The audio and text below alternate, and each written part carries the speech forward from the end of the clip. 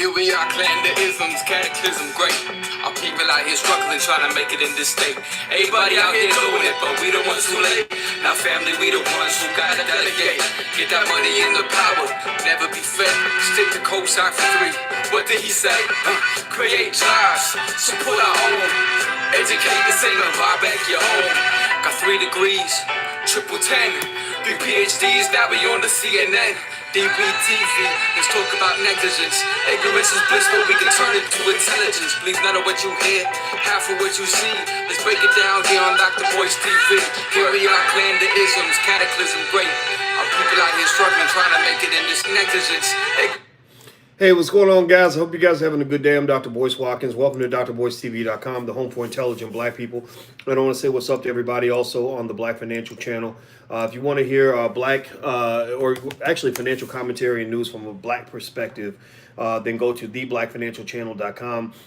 We are growing very, very fast, and our goal is to make black people the most economically intelligent people on the planet. So today I was asked to do some economic analysis, a little bit deeper on a development on a story that a lot of you heard me talk about a couple of days ago. Has to do, or actually yesterday, I guess, has to do with Jay-Z, the rapper Jay-Z, and a poet slash hip hop artist by the name of Saul Williams, who I didn't know anything about, but there are people that know about him. He's done some stuff on Def Comedy Jam, from what I understand.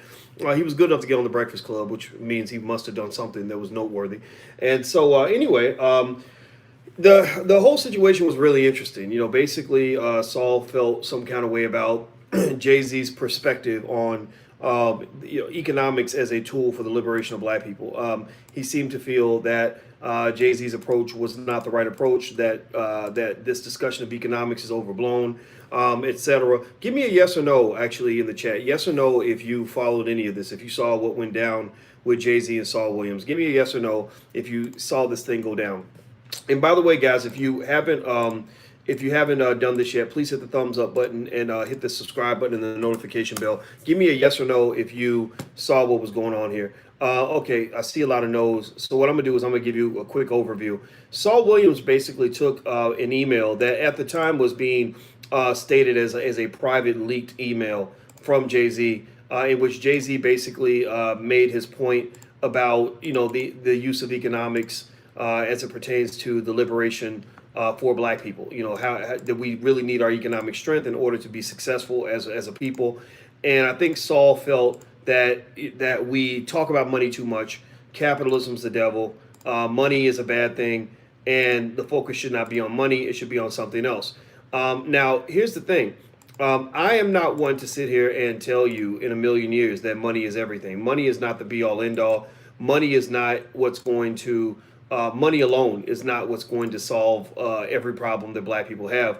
But I think that one of the things that we have to understand is that it is our lack of attention that's being paid to money that has caused us much of our distress. It is the fact that we are not interested in learning about how money works as a community that has caused us a lot of problems. Most people, in fact, how many of you, raise your hand right now, give me a yes or no, yes or no, yes or no. A yes or no question. I want everybody to answer, yes or no. How many of you have ever worked for a white person? Yes or no?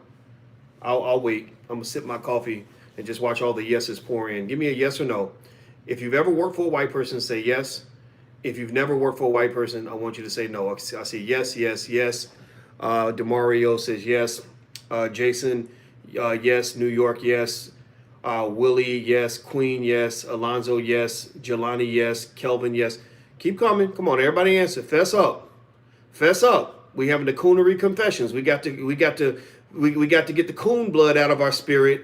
And the first step to overcoming an addiction to white supremacy is admitting that you got a problem. Right? You've been on the white man's nipple for a long time, and you ain't let go. As much as y'all complain about white folks, y'all certainly line up when the white man say, "I got a job for y'all." Right? When he needs more Negroes to tap dance and sing and dance and rap and play basketball and football and whatever it takes to pay the bills, he will have a line of black people around the block. Now, why do I ask you that question? It's not to shame you. I've worked for white people too. I told you guys about working at Syracuse University. Syracuse University is not it is not run by black people. Right? They got a few token Negroes in there, but it ain't a black institution, right? So all of us have been a part of that system, contributed to that system, and wanted to be accepted by that system. All of us have at some point done things that we were hoping would allow us to be accepted into that system. Many of us feel that the source of our oppression is the fact it's not that we're not free, it's that we're not the highest paid slaves in the building. That's your problem. Your problem is not free because you're not seeking freedom. Because if you were seeking freedom, then everybody in the black community would want to go start businesses and own property and own assets and control their economic situation, right? Control their communities, right? So if we wanted freedom, that's what we do. We don't want freedom. We want high paid hoetry. We want to be the highest paid hoes on the block. We want to be the managers and of corporations that are run by other people. We want to be the senior VP of Negro marketing, right? We want those impotent jobs so we can feel important. So you're not really fighting for your freedom. You're fighting for your self-esteem. That's what you're fighting for. You're fighting for your self-esteem because as a community, you're missing some of that. Okay. Now let me dig deeper into what my brother Saul had to say, and I know in the last video it probably sounded like I was being hard on him, and I'm going to backpedal. I'm going to backtrack and admit where I was a little wrong in that after I processed what he said, I realized that maybe I could sound like I was being overly critical of him and his position. So I'm going to back off of that a little bit and say that I love what this brother does. I think I looked him up. I educated myself on his background, and he's an extraordinary poet. He seems like a cool dude. But just because he's cool, just because he's great, don't mean he can't be wrong, right? If I can be wrong, then you can be wrong. We can all be wrong. We're all wrong sometimes. Anybody else in here not afraid to admit when you're wrong? Raise your eye. Say I if you're not afraid to admit that you're wrong. That's the first step toward coming together. So here's what occurred. Okay, so basically, Jay-Z sends his email after he sees Saul's Breakfast Club interview, and he basically makes some points to basically say that this fight for economic liberation is new, which Saul's correct. It's not new. Black folks have always been fighting for economic liberation. But I think what Jay-Z meant is that, that we're sort of fighting a different battle in a different way. It's not a Harriet Tubman battle. It's a battle that requires other tools, other tactics, other strategies.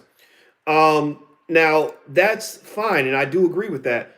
Where I think Saul misses the boat, and I listened to some of his Breakfast Club interview, is that Saul, he comes back and kind of throws things out as if economics is not important, right? Like it's sort of this, passionate, energetic, populist activism that's going to make the difference. That you must connect with the people. You must connect with the people in order to lead the people. You got to connect with the people. Well, who said that a person with money can't connect with the people? Seriously, who said that having money means you're not connected to the people? That's a myth. That's just not true.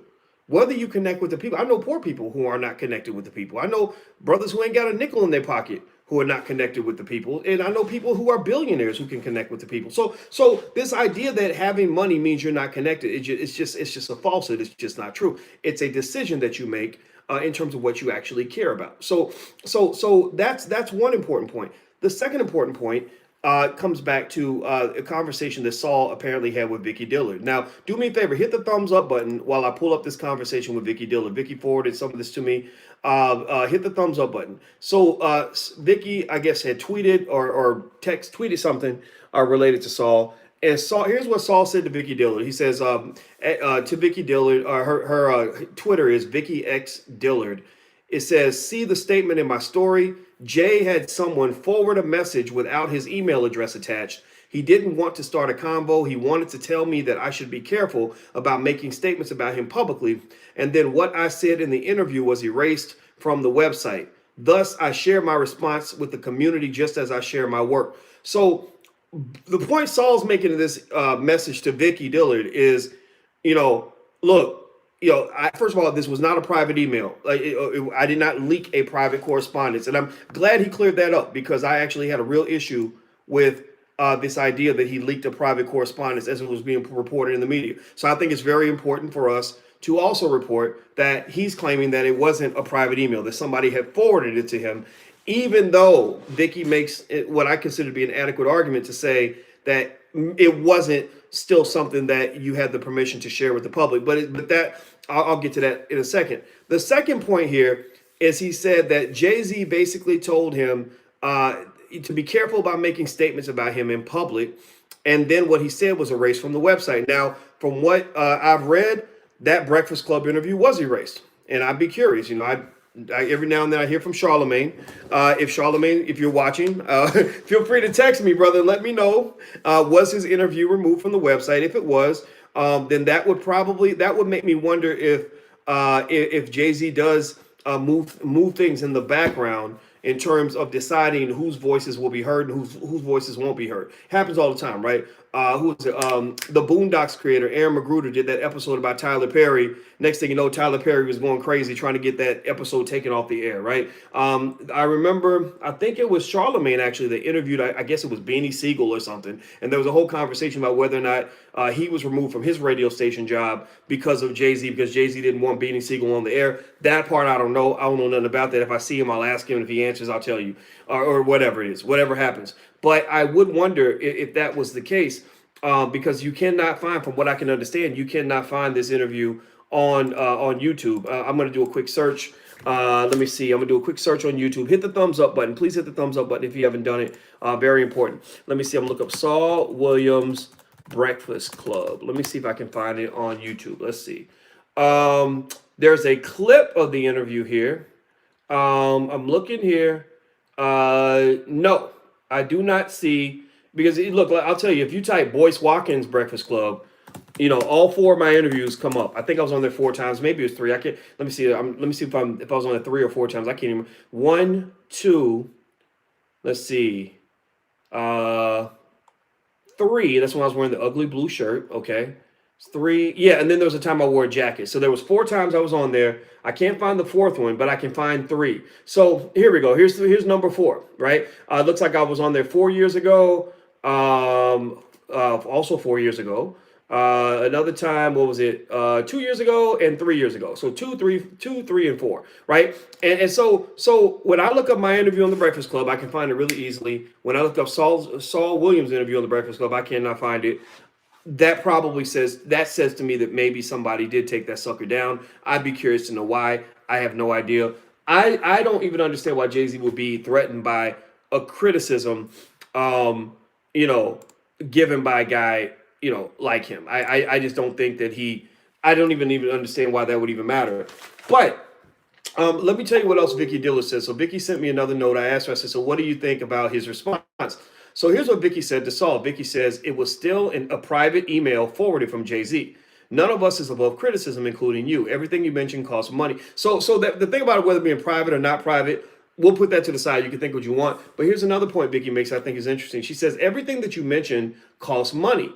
What's the plan? What is your plan to get resources to manifest that? MLK determined his legislative work was limited because of the lack of economics in the hands of blacks. Arguing with Jay-Z about using money to help his people is unnecessary. Study what WEB did to Garvey. I did podcasts on this at yourblackworldtv.com and flynewbeanqueentv.com. So what Vicky is basically arguing is this, and this is where I think this is where I'm going to stand firm in terms of encouraging you to seek that middle ground. I can understand what he's saying, what Saul's saying about, this sort of blind fascination we have with people that have money. We have this sort of just weird, overwhelming, ridiculous, love for people in our community that have money just because they're rich, or we love famous people just because they're famous. I think you got to stop that shit. I mean, I really do. I think that you got to get away from this idea that a black person is worthy just because they're on TV and just because they have a lot of money. Instead, I think measuring the quality of their work and whether that work is impacting the black community will go a lot further than simply thinking that somebody is a big deal because they have a lot of money in the bank account. There are lots of rich people who are very destructive to the world. In fact, there's quite a few of them, right? So I think that Saul's 100% correct on this. Now, where Saul probably needs to evolve his own thinking is I think he's got to get out of this sort of very leftist ideology that vilifies the rich.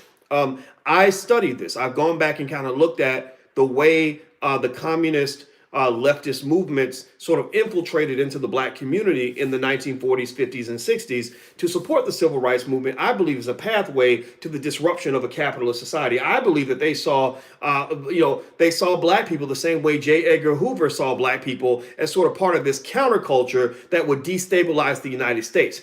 I think that they saw black people as a tool that they could use to basically attack their enemies by basically supporting the opposition. That's what you do.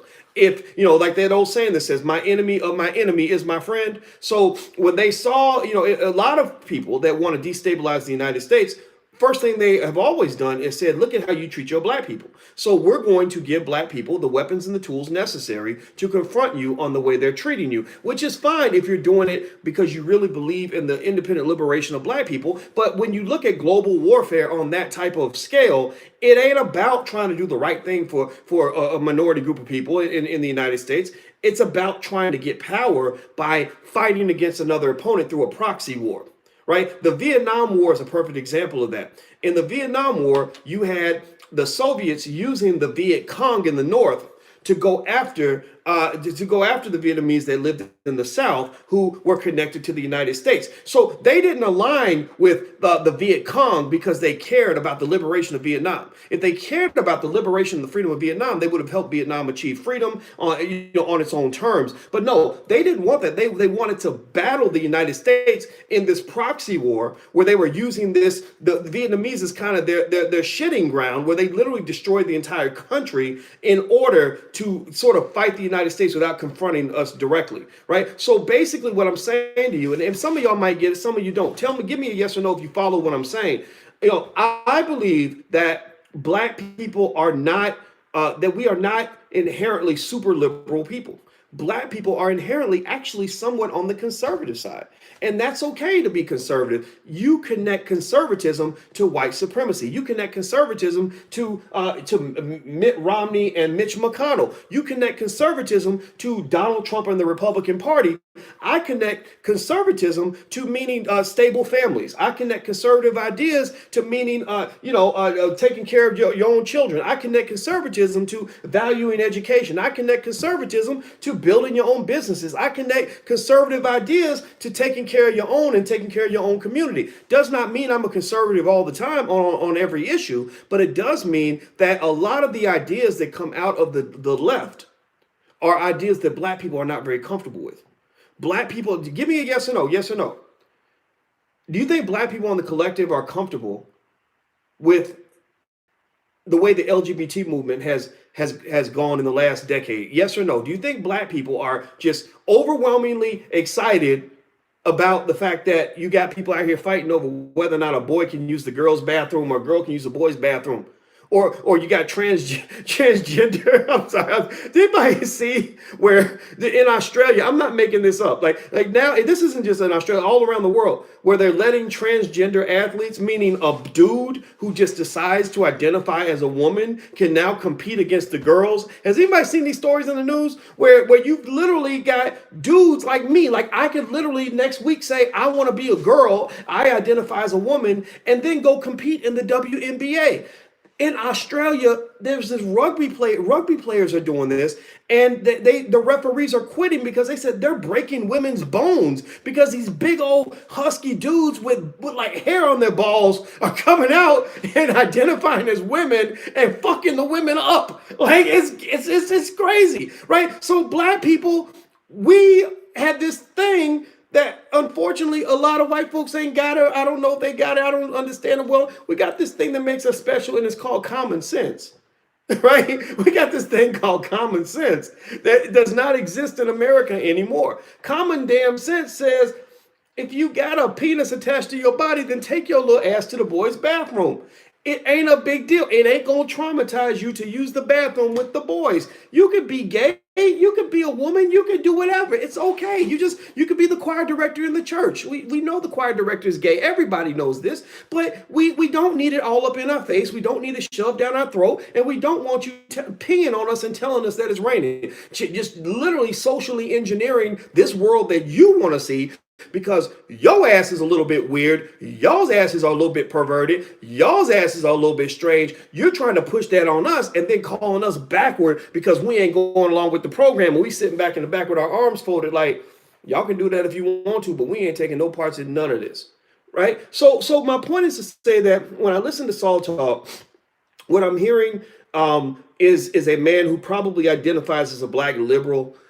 And I don't have any problem with him having liberal ideologies. I respect that. I think it's his right to have that. He's LGBT. I don't give a shit. I don't care what you're doing in the bedroom. You still a brother to me. But what unfortunately occurs if we're not careful is that you have a lot of, because black people don't always know exactly who we are, sometimes a black liberal will talk and they really don't know that they really just sound like a white liberal in blackface.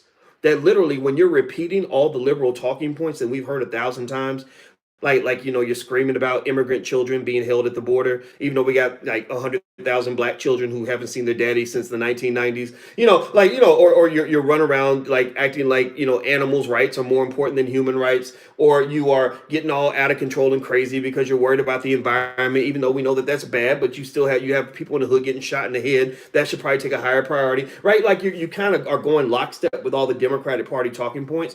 You sound like a liberal in blackface. Now I'm not saying that he's in that category though, because I think that he's rooted in a part of the black tradition, and I think that can be respected. But what cannot be allowed, what he must overcome, is this desire to vilify other people that are part of the community because they have a solution that's different from theirs. When you see somebody that's solving the same problem as you, but they're solving it differently, you have two choices. You could either be stupid and you could cut that person off and tell them that they're wrong and say, I'm not messing with you no more.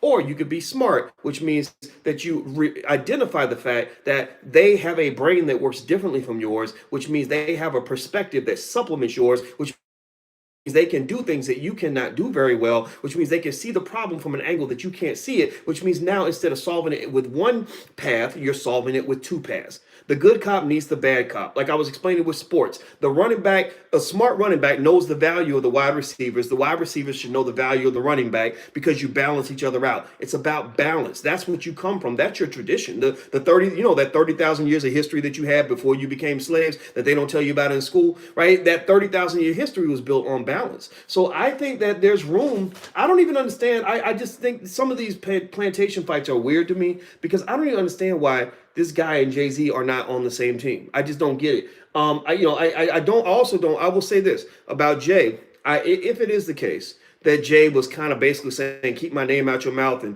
don't talk about me. I don't know how I feel about that. I don't like the bullying, right? Capitalism can become a bully kind of system where those who have the most money can oppress and suppress and squash the voices or the opportunities or options for people that have less economic power.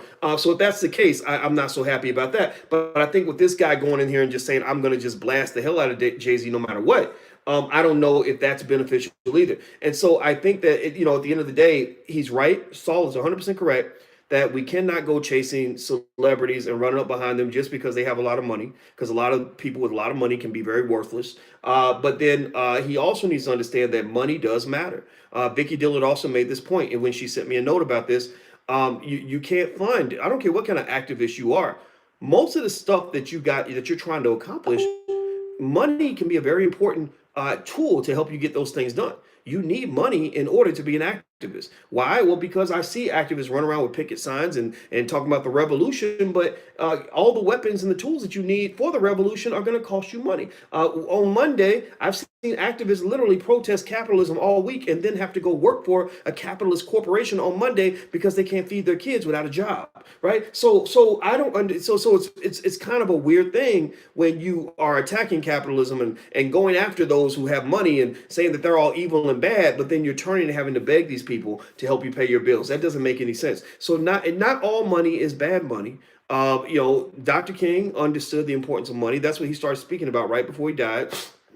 W.E.B. Du Bois his attacks on Marcus Garvey, which Vicky Dillard brought this up, they were an absolute abomination. It was an absolute crime that these two great black men were in a position where one of them seemed to be dead set on trying to destroy the other, when really that was just plain old simple divide and conquer. And we're falling for it to this day. We're still falling for it to this day. And the reason that divide and conquer works, in my opinion, is because you allow this Democrat, Republican, liberal, conservative divide to define your blackness. Right. So if I'm a black liberal, I say you're not really black because you're a black conservative, so you're a sellout. So if I'm a black conservative, I say, oh, you're just a black liberal. You're just trying to stay broke. You ain't worth nothing. You ain't really black. Right. When really at the end of the day, you really need both. And I'm going to tell you the truth. Everybody falls for it. Shit, I fall for it. There are times where I look at another black person. I'm like, man, I'm having a hard time seeing your value right now.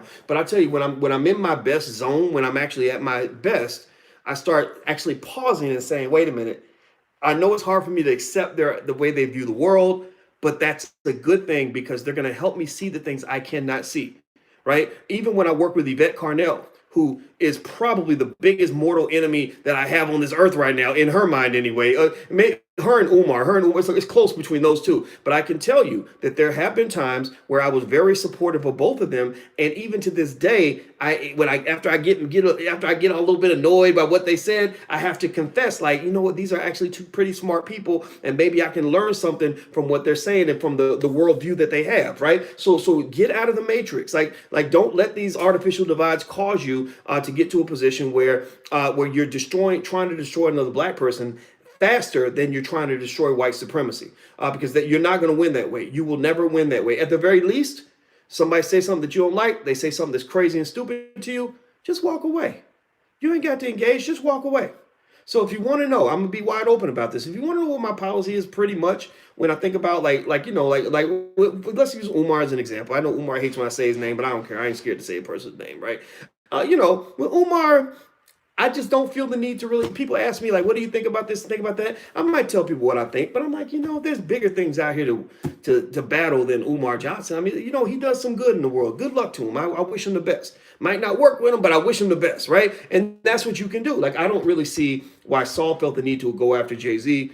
I don't see why Jay-Z felt the need to go after Saul. I kind of think they actually could be teammates. There's a lot of space. When you differ from somebody, you can either look for the things that divide you, or you can focus on the things that bring you together. Focus on the things that bring you together, because every time you fight a war, everybody's going to lose. I guarantee it.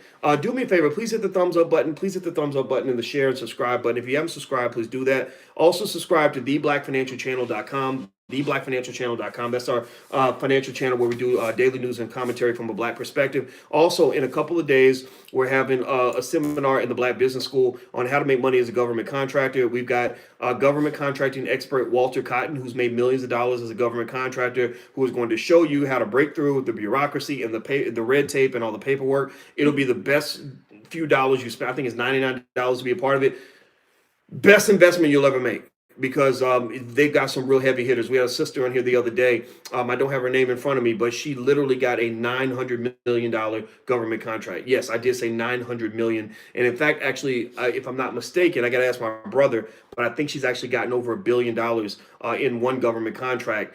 But he didn't mention that one because he said, if I say $1 billion, black people won't believe it. They just won't believe it. There are black people out there like this. And so feel free to go to drboyceseminars.com if you want to join us. That's drboyceseminars.com. Last couple points I made before I go.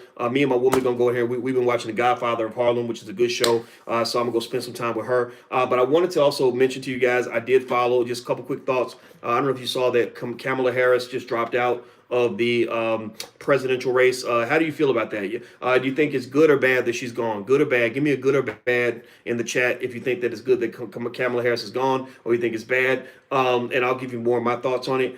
I'll say this. I don't think Kamala was a great candidate in terms of what she was doing for the black community. You guys know I was very honest about my perception of Kamala.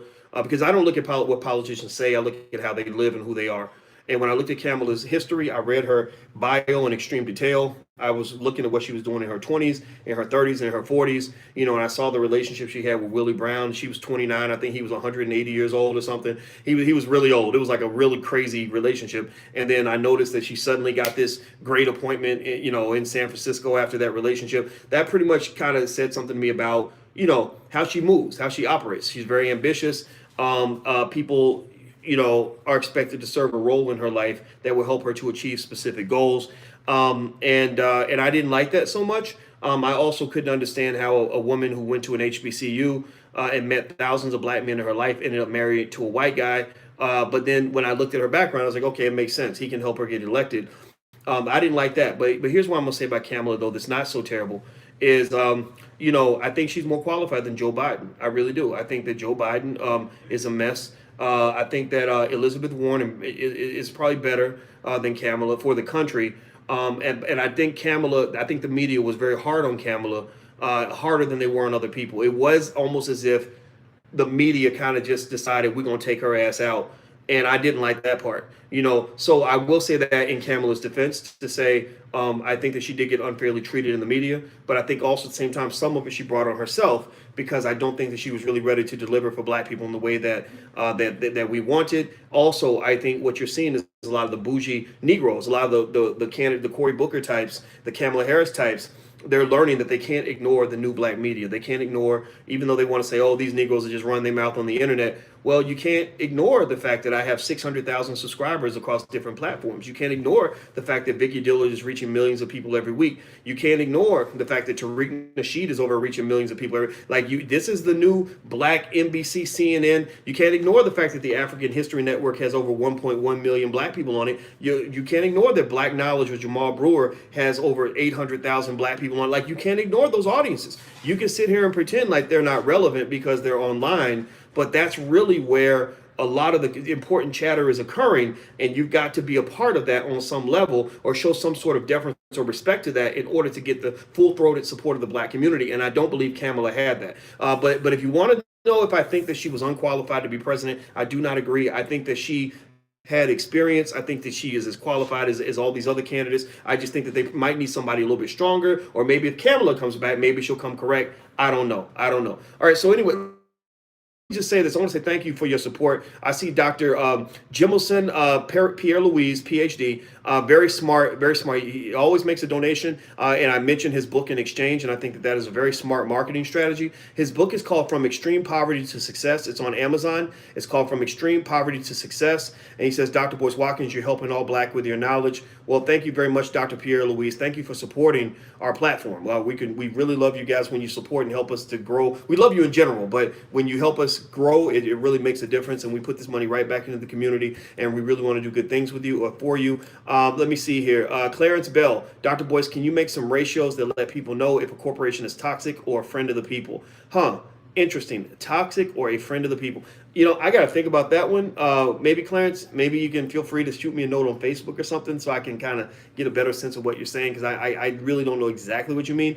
I know stock market ratios. I mean, I have a stock market class. It's drboycemasterclass.com. That's drboycemasterclass.com. So feel free to check that out. But I got to think about what you mean in that question here.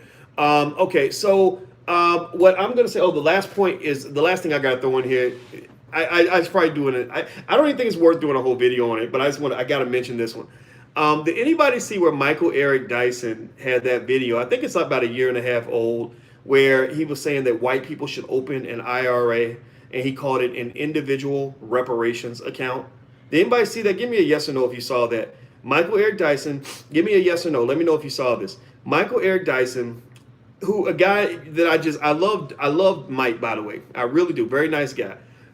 But he came up with this idea, like, he said white people should have an individual reparations account. And the examples he used is, he said, tip, the guy that cuts your grass, tip him a little bit more than you normally would. Or the waiter at the restaurant, pay him a little bit extra, right? And that was his revolutionary idea on reparations. Now I'm going to make the assumption that this was not the entirety of his idea. I'm going to make the assumption that he wasn't saying that this should be the whole reparations plan. But as much as I love Dyson, I gotta say it sounded crazy. It really sounded kind of silly to me, and I believe Michael. From what I know about Mike, I believe Michael knows how crazy he sounded. I believe Dyson is smart enough to know when he sounds stupid, and in that particular case, it's not that he's stupid. His idea was very stupid, and I can just tell you that that just the idea of even throwing that out there to somehow tempt white folks into believing that their white guilt can be alleviated with an individual reparations, whether individual reparations account where you can just tip black people a little bit more than you tip white people. That's a very problematic and dangerous idea, and I think that it also speaks to, unfortunately, the role that a lot of black liberal commentators have in our society, which is unfortunately they become these sort of Negro translators, or they go on these apology tours in a way with white folks where they're constantly talking to white liberals who are the ones who put money in their pocket about ways they can feel better about their whiteness, right?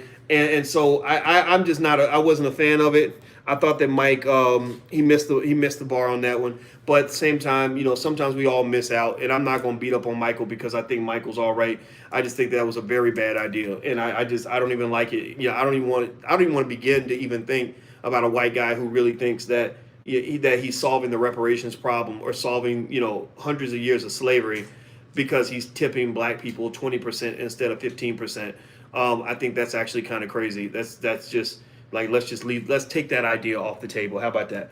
All right, guys. So do me a favor, hit the thumbs up button, hit the share button, hit the subscribe button. Thank you, guys. Thank you very much for the moderators who are watching out in the chat. Make sure you subscribe at theblackfinancialchannel.com. I'm about to go in here and watch The Godfather of Harlem on Epix. It's really, really good. And also, I'm going to Ghana this week. You guys know that. I'll be in Ghana on Friday. I guess I'll probably get off the plane on Saturday morning, and I'll give you a report once I get to Ghana and check out what my Wi-Fi situation looks like and all that.